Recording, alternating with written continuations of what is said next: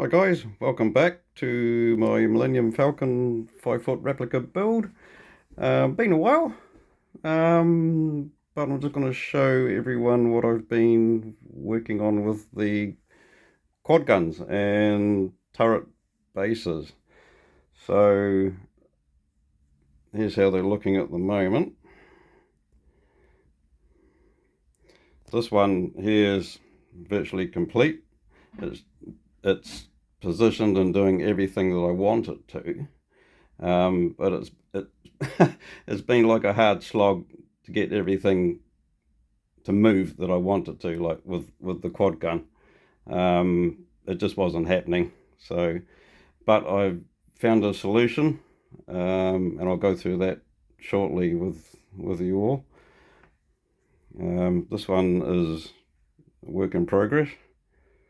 Now I'll just go through these castings here. These are obviously castings, and they come from an offshoot group that I was involved with years ago, and the members of that were Andre Bustanovi, Joshua Maruska, Doug Mayo, Sean Sides, and myself, and we all got these castings from the hard labours of the group, mainly Joshua and Andre, and they've been a godsend in having these parts to build on.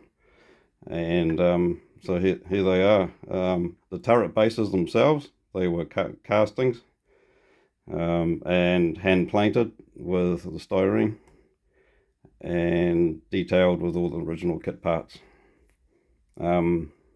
A lot of work gone into these.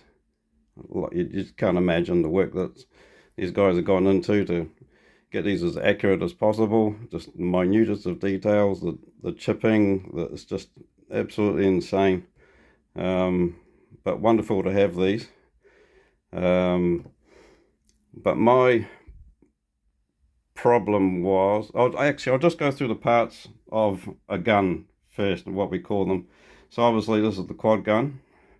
You have the cradle, barrels, this is the yoke, this is what we call the mount, and the gun base, turret base itself. Now, how do I put it? Okay, we'll go to this one. This base here was continuously swapped around by ILM. So what they did was unscrew screws and move these around. So this one would have been on the top, bottom, vice versa, all swapped around. And basically you can choose what configuration you want. I've chosen, this is the top turret. I like this configuration with these Italeri Semoventi guns. It's the classic publicity shot configuration, and that's what I'm going to go for mine. The other one had these FX Panzer IV parts, which I've still yet to cut down and go on the sides. And to me, that was more for the lower turret. But having said that, when you look in the Chronicles, there's the top turret with the bottom gun mount. So you can see there's the Panzer IV strips. There's one missing there because I haven't put that back in. But yeah, as I said, I'm going to go for the classic publicity shots, the color shots. I just think that looks better to me, but yeah. So what I've been struggling with for a long time, and I just couldn't get my head around and just gave up for a while, was the guns. I wanted them to swivel and hold their position. Now, short of stuffing them full of Viagra and getting them to hold up, I didn't know what else to do. So, but yeah, I was just kidding on that. So what I all I was getting was droop. The guns wouldn't hold in position. So when you hold, say, the yoke, the gun cradle and the whole gun assembly would just drop, which is not ideal. So what I found was, and is a godsend, is these little helicoils, threaded inserts. These are M2.5, tiny little things, so you can see my thumb there. And I've inserted that into the Panther G part and through the gun cradle, and that acts as a thread inside. And then I've used where are we? Actually, I'll just take it. M2.5 hex head screws drilled through the gun yoke, and that just threads into there and tightens up like both sides. The arms pull in and grab the cradle, and that allows me to do this. So I can position the gun. It just holds up in any position, like all the way, and we'll just hold. And also that will turn as well, unhindered from the gun mount. So that now is doing everything that I want it to do, thanks to those little helicoils. And I've also used those helicoils for these as well. So if I take this off, you can see in here there's threaded inserts, and they take these screws, which are, what are we, M2.5s again. So that is absolutely wonderful to have these guns operable and doing everything that I want to. So yeah, so with these, what ILM did, obviously there's screws under there, so you can see the screw hole mount, the holes. On here, these are little covers, which the Semaventi gun was mounted to, and they slide underneath, and they were just pushed in for filming, and they would get swapped around as well, because these Panzer IV rails were on the same thing. They will be on, no, it's wrong, these are the wrong thickness plates. It should be 1mm, so, but they just hook onto there and push. They'll push into here to hide those screws. So it's it's no wonder they got mixed up during filming, publicity shots. No one probably bothered to note what was the right configuration, if there even was a right configuration. But as I said, I like the publicity shots of this particular configuration. So I found a lot working on with these castings. I found that we'll say this is the top mount, is a little bit different to the bottom mount, whereas this one was pushed forward a bit more off this platform to allow these kit parts to fit. So that part there, that actually sits, is butted right up to the edge here, so that has to be shaved off where I've got that line. That is from the Fujimi Panzer IV. And there's also, I think that's M36, which goes, where are we? That goes somewhere there. And they shouldn't overhang.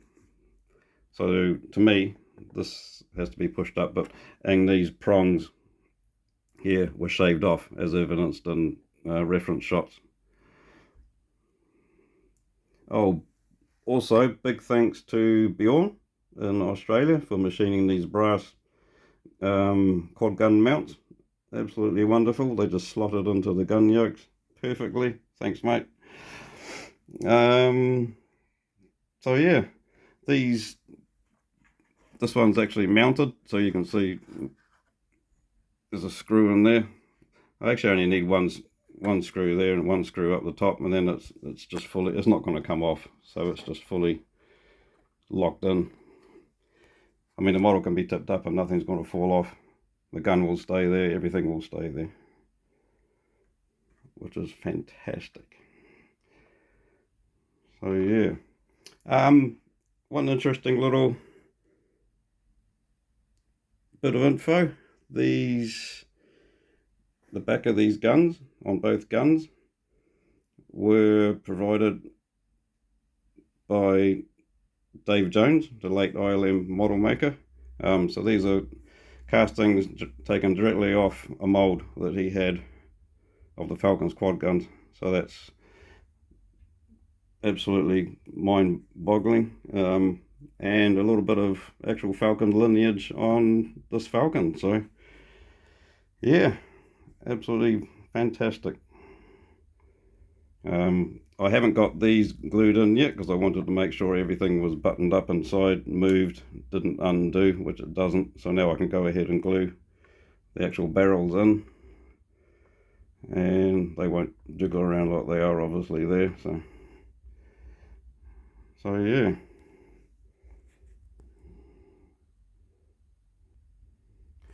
So here's all the hardware that I needed for all the tools for the helicoil set. So basically, you drill it out, drill the hole out of the material you want the helicoil to go in. You use this